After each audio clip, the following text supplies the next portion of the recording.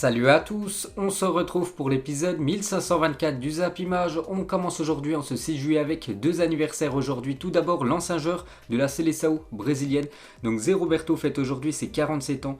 Il évolue dans plusieurs clubs en Europe, par exemple le Real Madrid, le Bayern Munich, le Bayer Leverkusen ou même l'équipe de Hambourg. Un bon anniversaire à lui. Et il y a aussi l'ancien joueur de l'Italie, Zola, donc la légende italienne fête ses 55 ans. Et il a un sacré palmarès, ce joueur italien. Une coupe UEFA remportée, deux super coupes UEFA, une Serie A, une super coupe, deux FA Cup, un Community Shield, joueur de l'année de Première Ligue en 1997. Il évoluait du côté de Chelsea et finaliste de la Coupe du Monde 1994, perdu contre le Brésil. Ensuite, on va parler du match de la soirée d'hier. Ça concerne le Brésil parce que c'était la demi-finale de la Copa América. Le Brésil contre le Pérou et c'est le Brésil qui s'est imposé 1-0 grâce, une nouvelle fois, Lucas Paqueta, le joueur de l'Olympique Lyonnais. Le Brésil s'est qualifié pour la finale. Paqueta inscrit le but de la victoire sur une passe décisive de Neymar, le joueur du Paris Saint-Germain.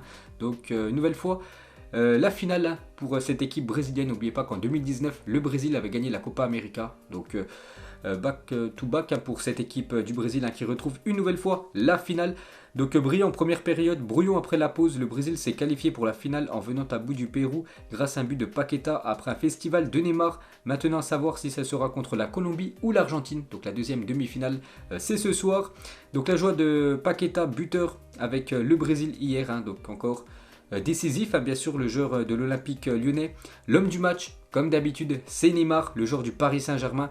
Et Neymar est élu homme du match de cette demi-finale face au Pérou, auteur d'une passe décisive pour Paqueta. C'est la troisième fois dans cette Copa América qu'il est élu homme du match. Neymar est toujours à la recherche d'un titre majeur avec la Seleção. C'est vrai qu'en 2019, il était forfait Neymar. Il n'avait pas disputé cette Copa América avec le Brésil. C'est vrai qu'il n'a pas remporté de Coupe du Monde ni de Copa América. Il a juste remporté les JO. Mais bon, c'est pas un titre majeur. Donc voilà, Neymar veut cette Copa América cette année. Et Neymar sur cette Copa América, c'est 2 buts et déjà 3 passes décisives pour l'attaquant du Paris Saint-Germain. Toujours avec lui, donc il a dit: je vais affronter l'Argentine. Je suis pour eux parce que j'ai des amis dans cette équipe, mais c'est le Brésil qui va gagner la finale.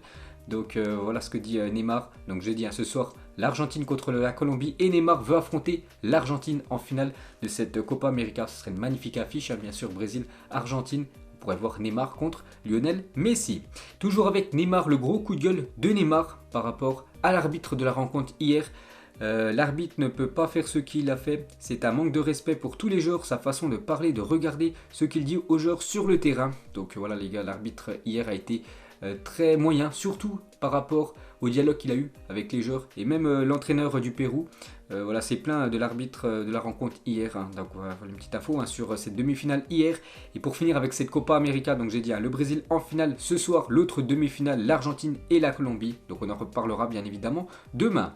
Ensuite, aujourd'hui aussi, c'est le jour J, première demi-finale de l'Euro. Donc c'est ce soir sur TF1, l'Italie contre l'équipe espagnole. Le match se déroule du côté de Wembley et on peut voir les différentes unes. Donc tout d'abord, les journaux espagnols. Donc la une du journal Marca, comme cette fête est fantastique, bien sûr, ce Italie-Espagne. La une du journal Mondo Deportivo, une place en finale. Et les unes des journaux en Italie, Forza Azzurri, bien sûr. La une du journal Carrière dello Sport, il parle de Chiesa, qui sera certainement titulaire ce soir, l'attaquant de la Juventus. Donc ils espèrent tout simplement qu'il fasse une grosse prestation. Et la une du journal Tutto Sport, bien sûr, en référence à l'Italie avec ce gros match ce soir. Donc Luis Enrique, le sélectionneur espagnol, il a dit la possession, la première bataille à gagner. C'est vrai que ces deux équipes, l'Italie et l'Espagne, c'est souvent deux équipes qui ont souvent la possession lors des matchs. Donc ce soir, il y aura une équipe qui aura plus de possession que l'autre. Donc le sélectionneur de l'Espagne, Luis Enrique, a rappelé que son équipe ferait tout mardi face à l'Italie pour avoir la maîtrise du ballon. Donc voilà, petite info concernant l'Espagne. Donc Luis Enrique pourra compter sur Pedri. Et actuellement, c'est lui qui a couru le plus depuis le début de l'Euro. Les joueurs qui ont couru le plus de kilomètres à l'Euro 2020. Et c'est Pedri, le jeune Blaugrana, déjà 61 km parcourus par Pedri devant Soucek et le troisième, Jorginho. Et coup dur pour l'Espagne, j'en avais parlé hier et c'est bien officiel, Pablo Sarabia est forfait pour affronter l'Italie ce soir. Le Parisien souffre de l'adducteur droit, donc du coup forfait Pablo Sarabia, donc peut-être il pourrait être dispo bien sûr si l'Espagne se qualifie pour la finale. Ensuite, côté italien, Leonardo Bonucci, à la veille de Italie-Espagne, l'a dit: nous ferons tout pour rendre le peuple italien fier. Et maintenant, nous voulons aussi atteindre la finale pour Spinazzola, un victime d'une rupture du ligament. Il est indisponible pendant 6 mois. Le défenseur gauche italien, donc bien sûr Bonucci, veut rendre fier le peuple italien et rendre hommage à son compatriote. Et Roberto Mancini, le sélectionneur de l'Italie, l'a dit, c'est très injuste. Si je veux être parfaitement honnête, nous préférons jouer devant du public. C'est l'essence du football, mais c'est très injuste qu'on n'ait pas la moitié du stade rempli de fans italiens et l'autre de fans espagnols. Que ce match se joue du côté de Wembley. Et le gouvernement britannique bloque l'arrivée de supporters espagnols, italiens et danois sur son territoire. Les Anglais veulent imposer une quarantaine de 10 jours, donc 5 jours pour ceux qui auront un test PCR négatif. Donc seule l'Angleterre pour avoir le soutien de son public. Donc c'est vrai que c'est injuste pour les supporters danois, espagnols et italiens parce qu'ils doivent respecter une quarantaine de 10 jours. Donc 5 jours pour ceux qui auront un test PCR négatif. Donc en gros, ils ne pourront pas assister à la demi-finale et à la finale. Donc bien sûr, le stade de Wembley sera rempli à 100% d'Anglais.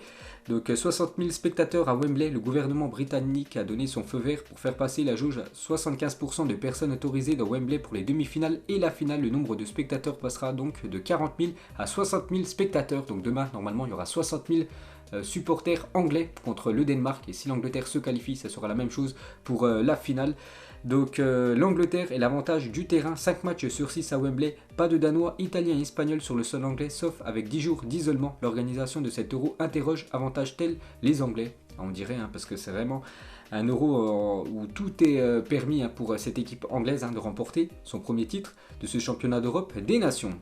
Ensuite, toujours avec le match ce soir, regardez les compos probables pour ce choc. Donc côté italien, bien sûr Donnarumma avec Bonucci, Chiellini, Di Lorenzo côté droit de la défense et Emerson du coup côté gauche qui remplace Spinazzola, Jorginho, Barella, Verratti, le trident qui marche très bien depuis ce début de l'Euro, ce milieu italien. Et devant Chiesa, Immobile et Insigne. Et côté espagnol, Unai Simon, Ocage, Eric Garcia, Aymeric Laporte, Azpilicueta, Jordi Alba, milieu de terrain Busquets, Koke et Pedri, et devant Ferran Torres, Morata et Dani Olmo qui remplace Sarabia, forfait ce soir.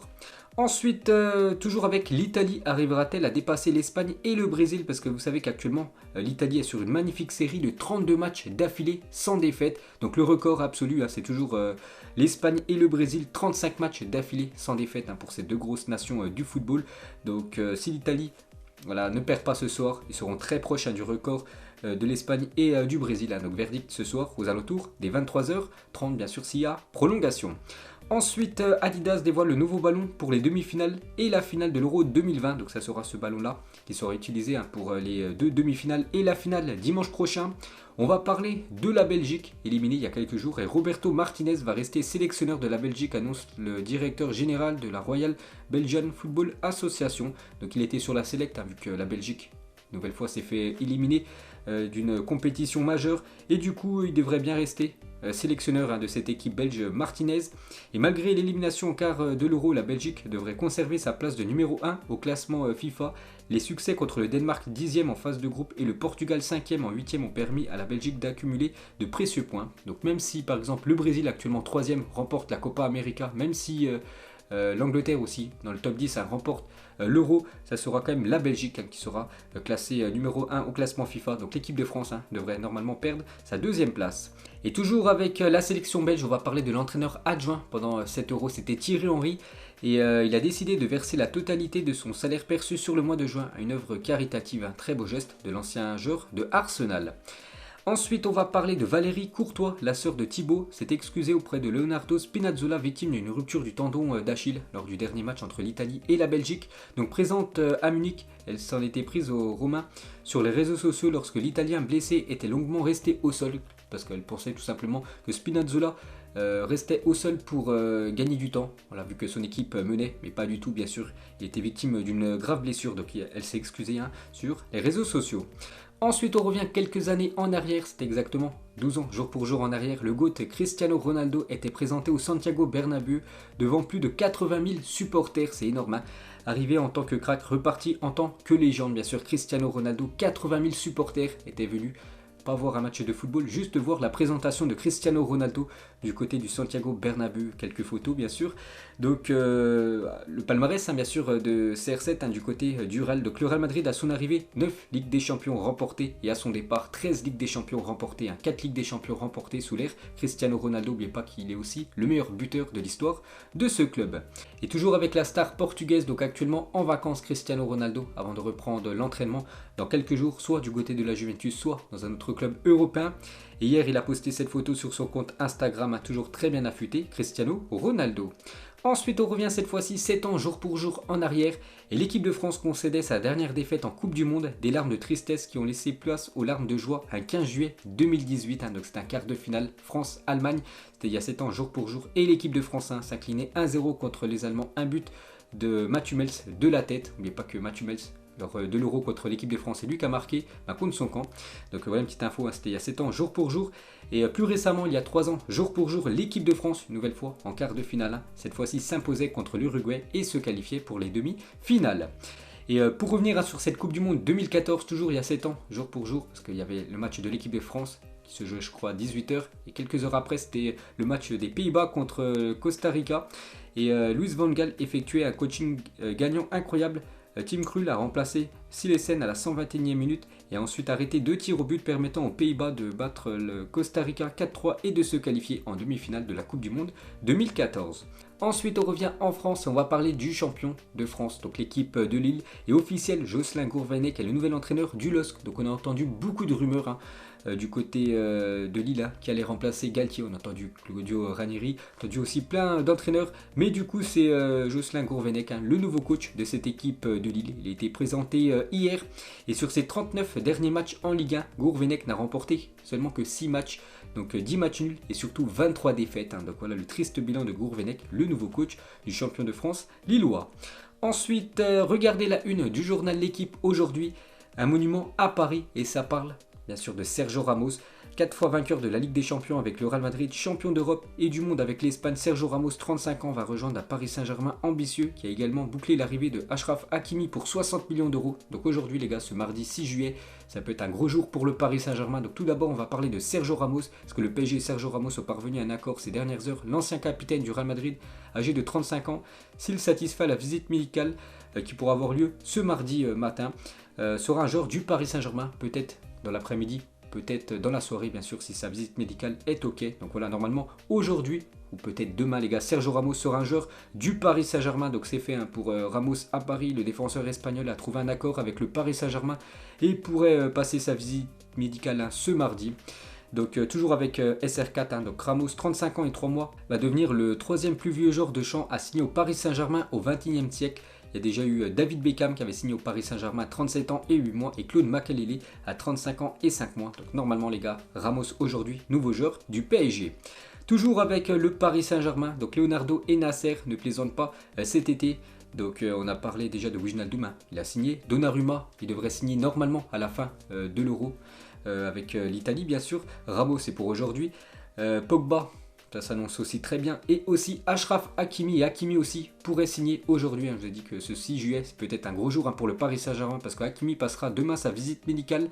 Donc normalement, voilà, ce matin. Donc ça, c'est une info d'hier. Donc contrat de 5 ans, montant du transfert 60 millions d'euros pour le joueur marocain. Même sur son compte Instagram, on peut voir qu'il a mis 3 petits points avec un avion. Donc en gros, il était en vacances. Donc il a pris la direction de Paris pour aller signer son contrat avec l'équipe du Paris Saint-Germain. Donc Achraf Hakimi et son agent direction Paris pour finaliser son transfert. Donc les indemnités de transfert entre Paris et l'Inter pour Achraf Hakimi. Donc déjà c'est un transfert aux alentours des 60 millions d'euros. Donc il y aura 8 millions de bonus facilement accessibles et 3 millions de plus de bonus supplémentaires plus difficiles à réaliser. Donc ça pourrait faire un transfert aux alentours des 71 millions d'euros bien sûr si les bonus sont remplis dans les prochains mois par Achraf Hakimi. Donc voilà les gars, Achraf Hakimi normalement aujourd'hui nouveau joueur du Paris Saint-Germain et toujours avec le PSG, cherche toujours à faire revenir Moskin dans son effectif pour la saison prochaine parce qu'actuellement il est retourné du côté de Everton, le joueur italien, et le Paris Saint-Germain aimerait se le refaire prêter.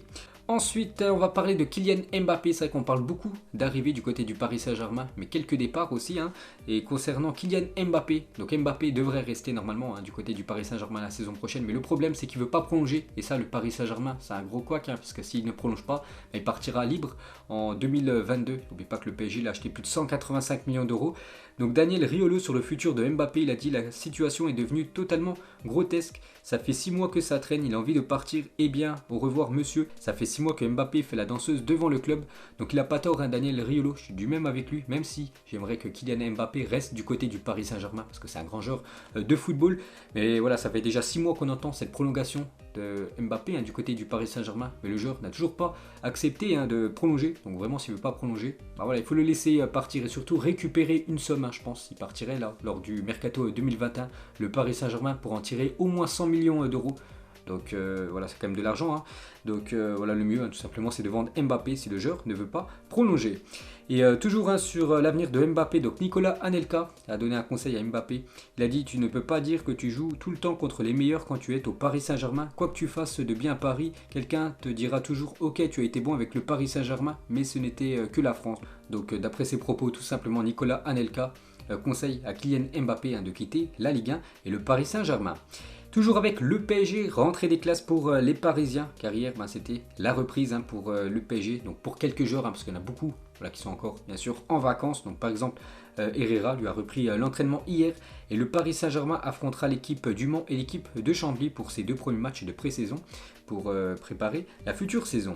Ensuite aussi, retour à l'entraînement pour le Real Madrid. Et premier entraînement pour Carlo Ancelotti, le nouveau coach du Real Madrid. Et on peut voir jour de reprise, hein, pour les joueurs du Real, par exemple Ferland Mendy, Marcelo était bien sûr présent hier. Et la date de reprise des internationaux, donc par exemple ceux qui ont joué l'Euro par exemple le 19 juillet, la nouvelle recrue David Alaba et Gareth Bale de retour le 21 juillet, ça sera Modric, Benzema et Varane. 22 juillet, Toni Kroos, 26 juillet, Hazard, Courtois et Valverde. Et reprise en août pour ceux qui jouent actuellement la Copa América, et aussi ceux qui vont jouer les JO comme Casemiro, Militao ou même Vinicius Junior. Ensuite, on va parler de l'autre Madrid, l'Atlético Madrid, champion d'Espagne en titre, et dévoile son nouveau maillot domicile pour la prochaine saison. Donc ça sera ce maillot toujours blanc et rouge, hein, ce futur maillot Colchoneros. Et on peut voir les différents maillots, donc le maillot tout à gauche, bien sûr le maillot domicile, le maillot extérieur, le maillot noir, le troisième maillot, ce maillot bleu, et le quatrième maillot, un maillot tout rouge. Ensuite, cette fois-ci, regardez le maillot extérieur de l'AC Milan pour la prochaine saison. Donc voilà ce futur maillot de cette équipe de Milan. Cette fois-ci, le Racing Club de Lens dévoile ses nouveaux maillots pour la saison 2021-2022. Donc le maillot jaune et rouge, bien sûr, les 100 €, le maillot domicile, et le maillot vert noir, le maillot extérieur. Et pour finir avec les maillots, cette fois-ci, c'est le nouveau maillot de l'Alazzurrom pour la saison prochaine. Donc toujours un maillot très simple, hein, pour cette équipe italienne. Ensuite, on va parler de l'équipe de France Espoir. Et les joueurs de la sélection France pour les Jeux Olympiques de Tokyo ont débuté leur préparation. Donc quelques photos.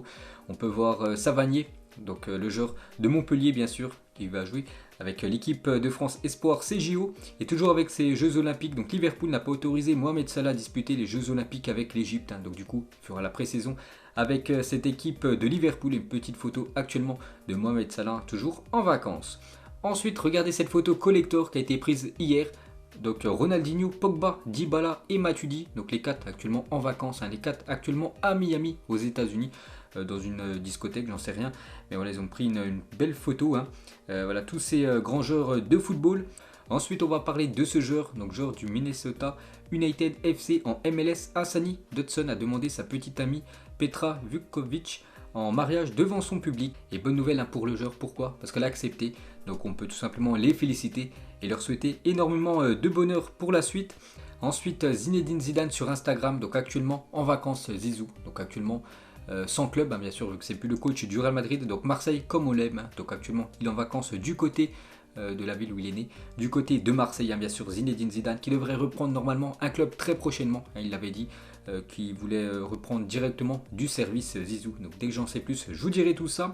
Ensuite, l'OM accélère son recrutement. Donc c'est que Marseille, les gars, pendant ce mercato, sont en train de faire quand même quelque chose de vraiment pas mal, hein. Regardez, donc déjà la saison 2020-2021, donc la saison qui vient de s'écouler, et la saison qui arrive. Regardez tous les joueurs, les gars, qui pourraient compléter, hein, cet effectif de l'OM. Donc les recrues et les recrues potentielles, on peut voir quand même du très très lourd avec par exemple Guendouzi, Saliba ou même Paul Lopez au cage, hein, pour concurrencer Steve Mandanda. Donc voilà les gars.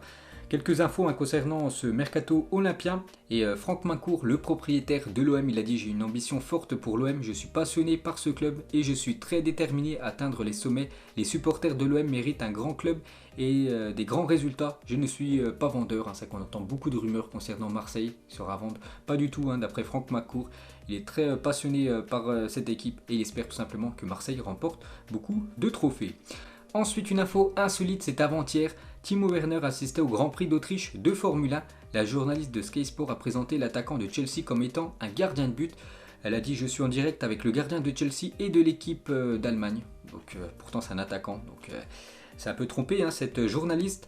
Ensuite, Jérémy Balmy, partenaire de Grealish à Notts Country en 3ème division en 2013, il a dit: j'ai croisé dans ma carrière de futurs grands joueurs comme Pogba quand il était encore adolescent ou Riyad Mahrez, mais personne ne m'a fait la même impression que Jack, qui était alors déjà hyper complet. Donc il savait déjà que ça allait être un grand footballeur, et maintenant on le voit bien sûr, le joueur anglais.